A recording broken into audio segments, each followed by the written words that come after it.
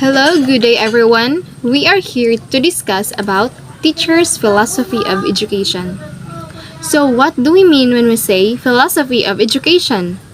A philosophy of education is a set of beliefs and guiding principles for teachers.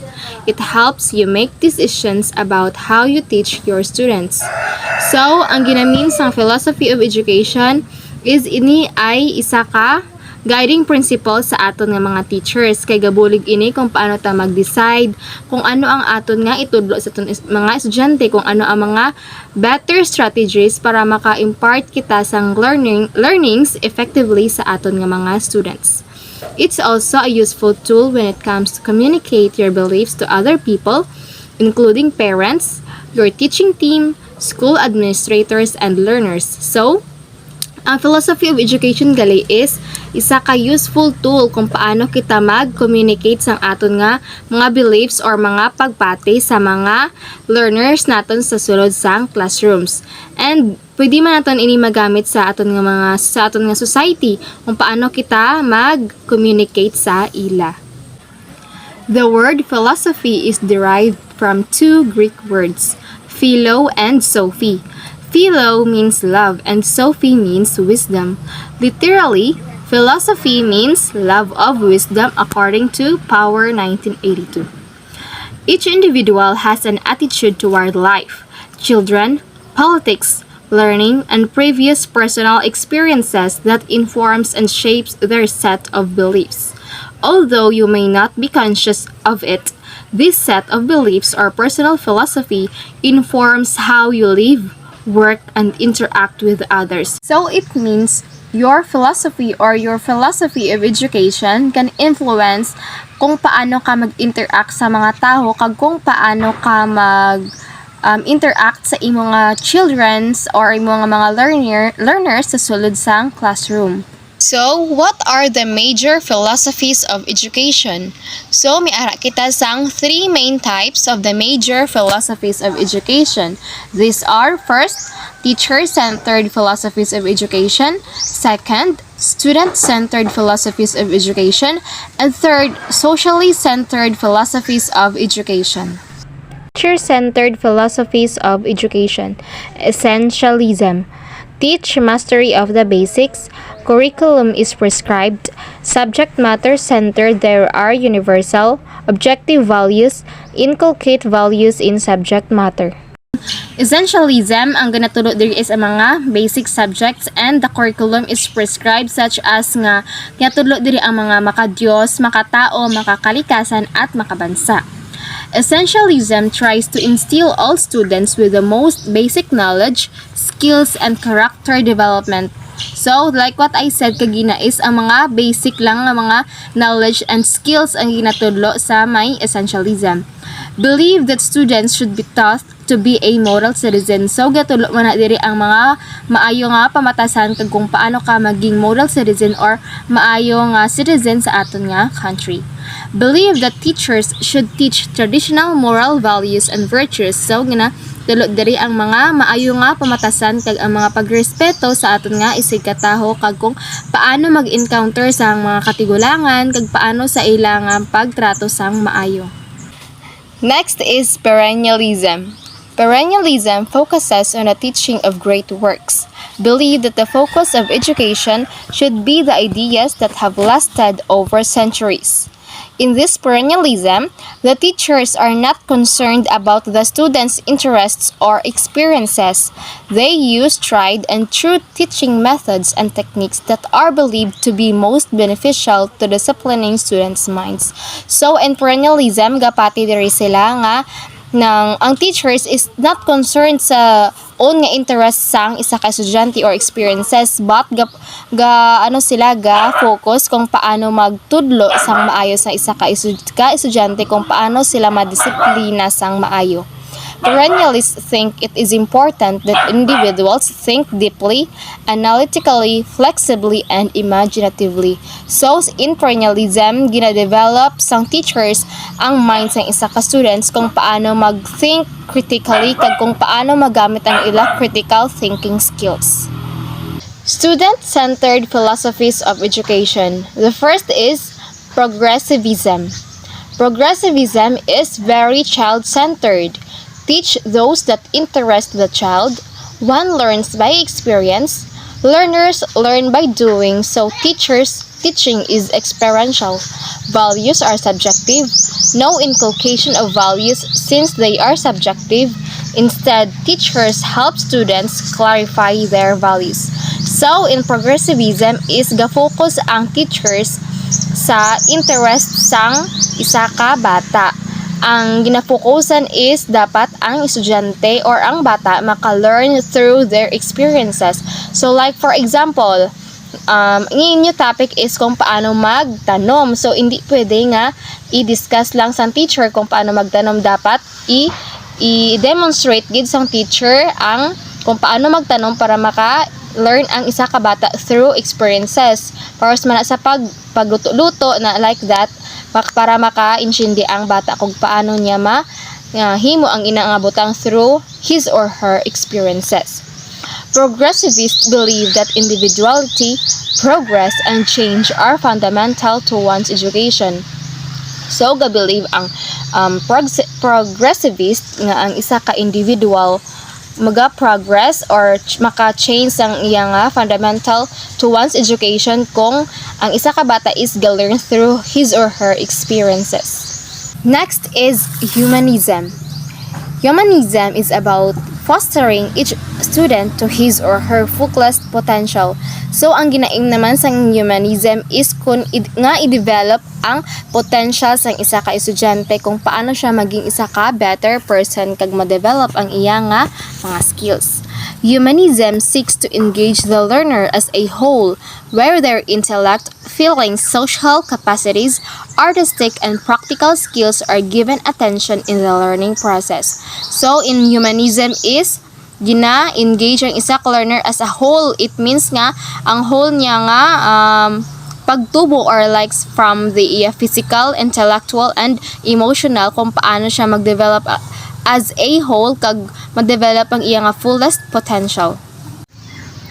Next is constructivism. Constructivism focuses on using education to shape students' worldview. Learners are capable of constructing knowledge and meaning. Teaching learning, therefore, is constructing knowledge and meaning. Teacher does not just tell or dictate, but asks learners for knowledge they construct. So, in constructivism, ang teacher is wala lang gid ga-dictate sang lesson, kundi ga pamangkot sa mga iya nga estudyante. Like for example, ga-ask ang teacher sang mga questions nga ma-develop ang ilang nga critical thinking skills kag ang example man is ang brainstorming where ang mga estudyante magka-construct sang ilang knowledge kung ano ang ilang mga natun-an kag maka-explore sila outside the box kag kung ano pa ang mga ideas kag nga mga impart nila sa real life situation. Socially centered philosophy of education. Reconstructionism.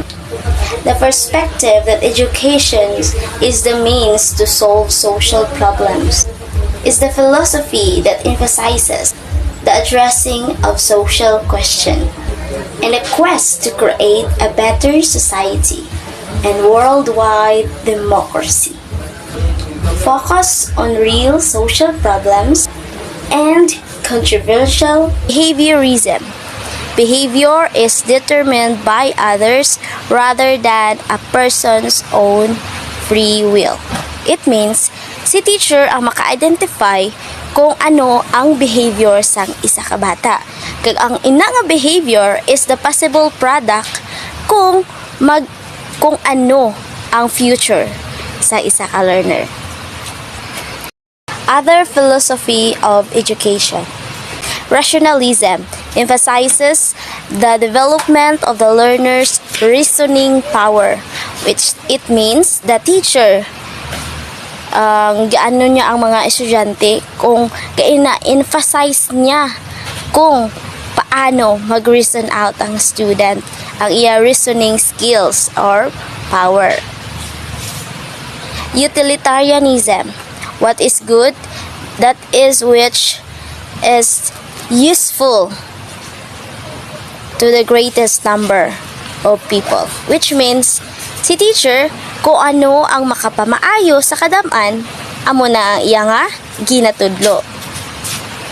Empiricism is a type of philosophy that the source of knowledge is the senses. What are the examples of senses? Sense of seeing, sense of hearing, sense of taste, sense of touch.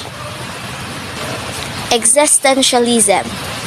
Teach the mastery of the basic. Curriculum is prescribed, which means hindi naman yung klase isang philosophy of education nagabase kung ano ang nasulat sa curriculum. Kung, from the word exist, kung ano ang ara, amo na ang ginakwaan niya sang pamaagi sa iya nga teaching. By educators, educational philosophy determines. It is important to identify your own educational philosophy, to identify your own system of values and beliefs, so that you are easily able to determine your teaching style. Writing your personal educational philosophy statement, it is vital to address several key components. How do I think? What is the purpose of education? What is the role of the teacher? What is the role of the student? And what should be taught? Additionally, make sure that you yourself are clear and concise. Do some research about the school you are applying for and address their goals and missions in your statement. Remember that education is about the student. Think of the great teacher you have in your life and remember to be.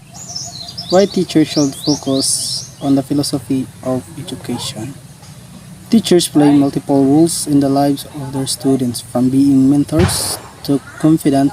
Understanding our teaching philosophy impact on student development over the time is essential. We can make them fall in love with the subject by using the proper techniques that best resonate with our student. So nga importante yung teacher nga mag-focus sa philosophy of education kay nga as a teacher kinahanglan naton nga ma-get ang attention sa atong students by using multiple rules para magustuhan nila ang subject nga aton itudlo sa aton eskwelahan or classroom. It's important to understand how philosophy and educations are interrelated. In order to become a most effective teacher, you must understand your own beliefs while at the same time empathizing with the others. So, importante gid nga maintindihan naton ang philosophy kag ang education ang ilang pag interrelated in order to nga ma-effective as a teacher, mangin effective ang aton nga kag mangin flow tawhay ang aton pagtudlo sa aton mga estudyante. The roles of teachers as a mentor. Teachers are mentors in how they shape how students think about the challenge and problems. Mentorship also relies on the right philosophy used with teaching, such as rewarding positive behaviors, focusing on collaborative learning, and prioritizing harmony. Teachers need the right to philosophical approach when applying for new roles and extracting maximum potentials from their students.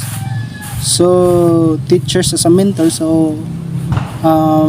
a teacher as a mentors, so may mga philosophy nga natulot sa mga kabataan, like as a rewarding positive behaviors nga ma-encourage ang mga bata sa pag-study hard or sa pag-focus sang lesson sa sulod sang eskwelahan.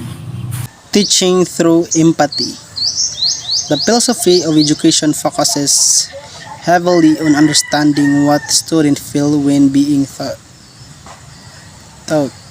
By putting ourselves in our students' shoes, we can uncover the benefits of multisensory learning tools, artifact of teaching, and the impact of engagement. Through empathy, we can also find our philosophy of education. As a teaching through empathy, so which means is philosophy of education, ga-focus sa understanding, no, kusang kabataan kung anong mabatsagan na by putting ourselves in our students' shoes. So maano niya maintindihan, no, maintindihan niya ang kwan kag through empathy, no, maano naton makita naton, no, ang philosophy of education. Teaching impacts societal growth. The future of our world depends on teachers as we navigate the complex challenge of educating the next generation of leaders. Concepts such as essentialism and pragmatism can be used when thinking about how our teaching methodology will impact the future with what values we are teaching. So ang bata, no, gadepende kung paano siya nagadako sa ilang society, no, kag as a teacher, no, mabuligan ta ang bata sa pag facing sang iyang mga challenges, kag matudloan ta sila kung paano magalubilo sa society nga ginatawag.